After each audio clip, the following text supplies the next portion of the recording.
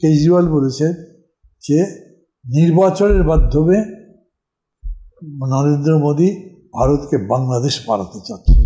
কত বড় লজ্জার ব্যাপার যে আমাদেরকে আমরা তো কর্তৃত্ববাদী দেশ আছি, কিন্তু আমরা যে সমস্ত অধিকার কেড়ে নিয়ে অন্যদেরকে উৎসাহিত করছি তাও এখানে বলা আছে। তবুও সরকার থাকবেই, ক্ষমতায় জোর করেই আছে, আন্তর্জাতিকভাবে তার মান সম্মান যাই যাক কেয়ার করছে না। ভারতের দিল্লির মুখ্যমন্ত্রী কেজরিওয়ালের বাংলাদেশ নিয়ে মন্তব্যটিকে কিভাবে মূল্যায়ন করবেন? তিনি বলেছেন বাংলাদেশে বিরোধী দলের সবাইকে গ্রেপ্তার করে সাজানো নির্বাচন করা হয়েছে। বাস্তব কীভাবে দেখবো? বাস্তব আমরা দেখেছি আমাদের চোখের সামনে, আপনারাও দেখেছেন, মিডিয়া দেখেছে। মানে উনি এতদূর বলেছেন। আমি সরি যে আমাদের সরকারের তো কোনো চক্ষু লজ্জা নেই। কথায় বলে না, এক কান কাটা গেলে রাস্তার এক পাশ দিয়ে হাঁটে, দুই কান কাটলে বাস খাত দিয়ে হাঁটে। এই সরকার বাস খাত দিয়ে হাঁটছে। শুধু কেজরিওয়াল বলে না, এখন বিভিন্ন জায়গাতে সভা সমিতি হচ্ছে। বাংলাদেশে যেরকম করে একপাক্ষিক গাজরি নির্বাচন হয়েছে, ভারতের মোদী সরকার সেটা করার চেষ্টা করছেন। এই টোনেই কেজরিওয়াল বলেছেন যে নির্বাচনের মাধ্যমে নরেন্দ্র মোদী ভারতকে বাংলাদেশ বানাতে চাচ্ছেন।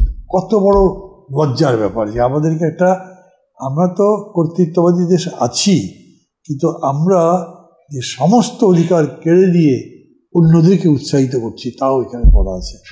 তবুও সরকার থাকবেই, ক্ষমতায় জোর করেই আছে, আন্তর্জাতিকভাবে তার মান সম্মান যাই যাক কেয়ার করছে না। মোদী ক্ষমতায় আসতে না পারলে বাংলাদেশের ভারতের নীতির পরিবর্তনের কোনো আভাস দেখছেন কি? না, আভাস কিছু দেখছি না। ধরেন এটা অবশ্য অনেকের সাথে আমার মিলবে না, কারণ তার উদাহরণ দেন 2014-তে সুজাতা সিং যে এসেছিলেন, এরশাদ সাহেবকে জোর করে ইলেকশন করালেন। মানে ওই ইলেকশনটা তো ফ্রড ছিল, আগেই 153 জন জিতে গেছে। সেই ইলেকশনটাও করাবার জন্য ভারতের যে চেষ্টা ছিল, তখন কংগ্রেস ক্ষমতায় ছিল। তো কংগ্রেস আর বিজেপির মধ্যে কী তফাৎ?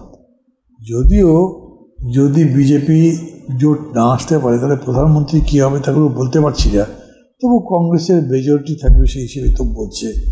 কিন্তু আমি যেটা দেখছি তাদের প্রচার প্রপাগান্ডায় এবং ওখানকার খবর বার্তার মধ্যে, আমার সেটাতে মনে হয় যে এরা ধরেন যেমন সাম্প্রদায়িকতার বিরুদ্ধে খুব জোর বক্তব্য রাখছে।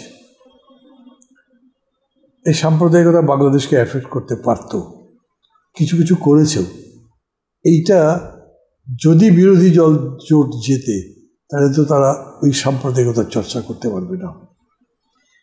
ধরেন প্রায় বিরোধী দলের নেতারা ওইখানে এখন বাংলাদেশকে একটা কর্তৃত্ববাদী শাসনের মডেল হিসেবে ব্যাখ্যা করছেন।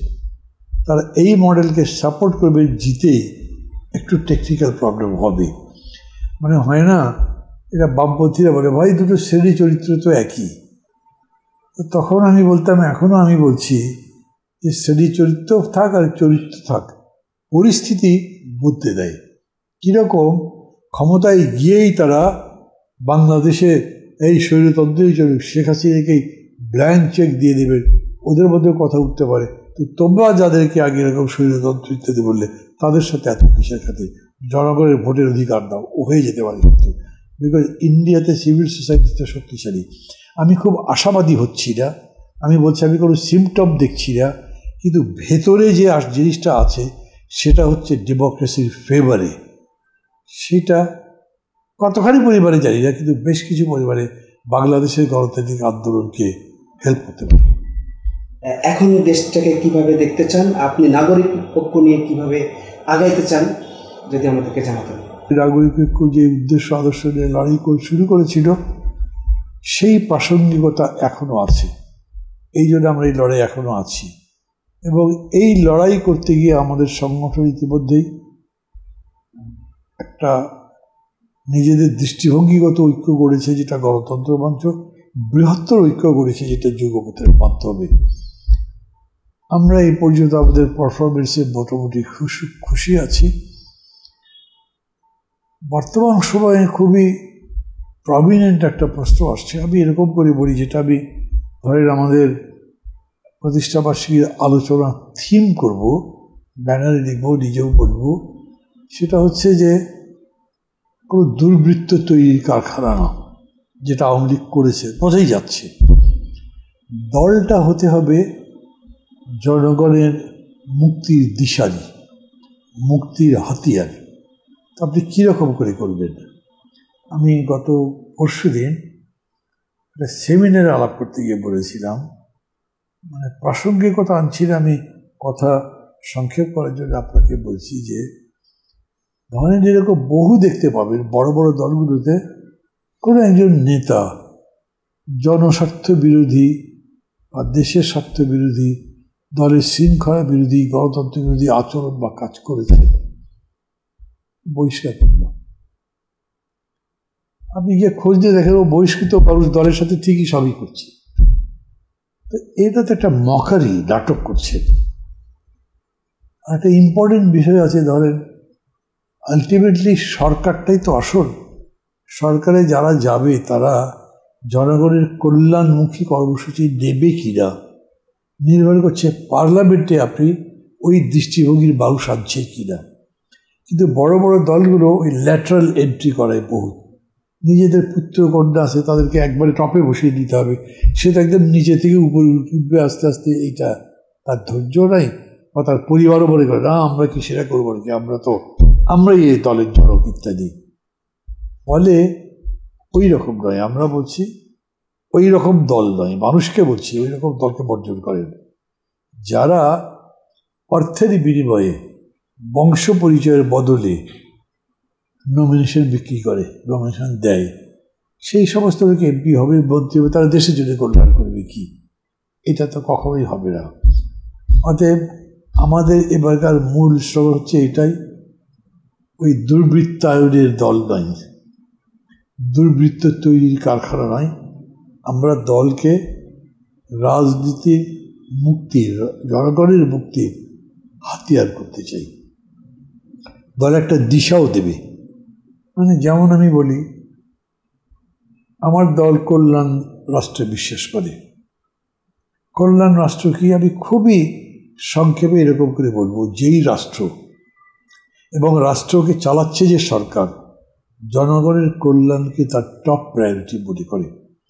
ধরেন একটা বাজেট যখন পেশ করবে, বাজেট প্রণয়ন করবে, সেই প্রণয়নের মধ্যে তার এই ব্যাপক জনগোষ্ঠীর কল্যাণের দৃষ্টিভঙ্গিটাই যেন বজায় থাকে। হয়তো সরকার এরকম করলো, মেগা প্রজেক্ট নিল 4টা, মেজর অংশ ওইখানে চলে গেল।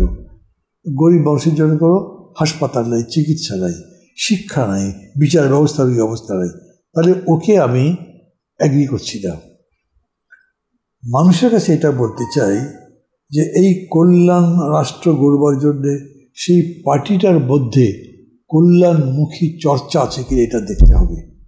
মানুষ যদি এটা বোঝে যে এই পার্টিকে দিয়ে মুক্তি আসতে পারে না, সেটা কিন্তু সে ক্ষমতায় যাওয়ার আগেও বোঝা যায়, তাহলে তাকে বর্জন করবে।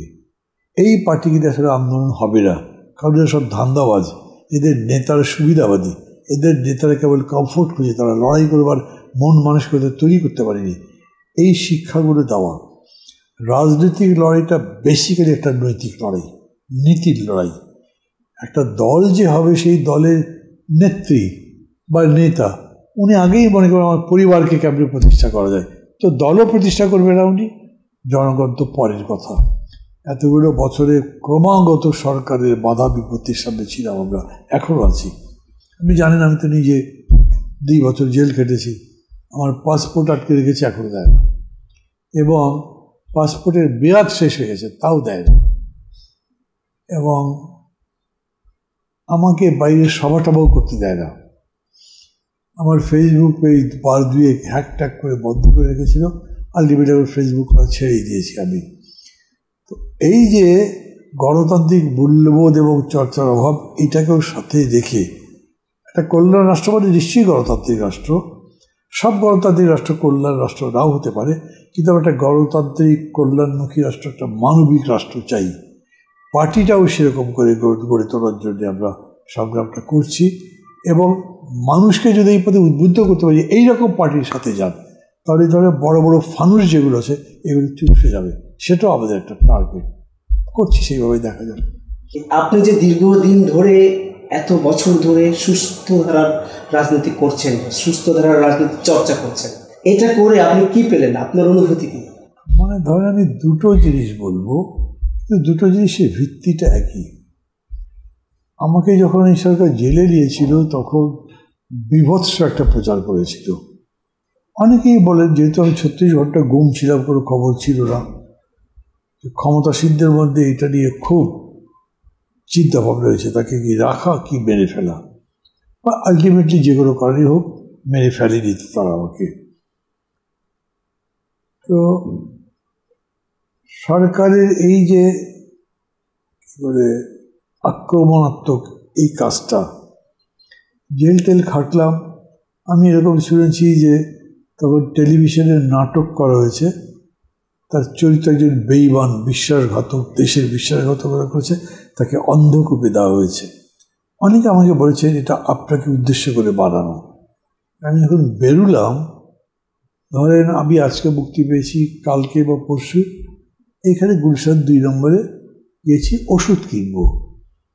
ওষুধের দোকানে ঢুকেছে, অন্তত 10-20টা লোক জমা হয়ে গেছে, সালাদ দিয়েছে, কেমন হয়েছে স্যার, শরীর কেমন? আমি তো অসুস্থ ছিলাম। মানে তাদের আমাকে যে উদ্বেগ, আমার চোখে পানি এসে গেছে। ওরা আমাকে যতই বদনাম করবার চেষ্টা করুক, মানুষের কাছে এটা হয়নি। আমি এখনও মনে করি যে মানুষের কাছে আপনার খারাপ কোনো ইমেজ যায়, আমি খারাপ কিছু করি তো নেই, আমার কাছে এইটা বড় পাওনা। অনেকে হয়তো এরকম বলবে, কি বা এটা এমপিও হতে পারলেন না, এটা মন্ত্রী হতে পারলেন না, তা রাজনীতি করে লাভ কি? আমি মনে করি একজন এমপি মন্ত্রীর যে সম্মান হয়, আর এখনকার এমপি মন্ত্রী, তবে এমপি মন্ত্রীগুলো গাজরি, এগুলো হিসাবই ধরি না, ওগুলো যদি বাদ দেন তাহলে সমাজে আমি একটা মর্যাদা দিয়েই বেঁচে আছি এরকম মনে হয়। ওর বেশি আবার কি চাই? অর্থনৈতিকভাবে সংকট আছে, কারণ সরকার আমাকে কিছু করতে দেয় না, কোনো ব্যবসা না, চাকরি টাকরি তো প্রশ্রয় নেই, বয়সও নাই, কিন্তু সর্বক্ষেত্রে বাধা দেয়। এগুলো দিয়েছে, এগুলো অনেক কাহিনী বলতে পারবো, কিন্তু সেটা বলছি না। সেগুলোকে ছাপিয়ে মানুষের এই ভালোবাসা আমাকে এখনো টিকিয়ে রেখেছে, মানুষের শ্রদ্ধা আমাকে শক্তি দিচ্ছে। আমি কিন্তু লড়াইটা করছি এবং আমি হ্যাপি।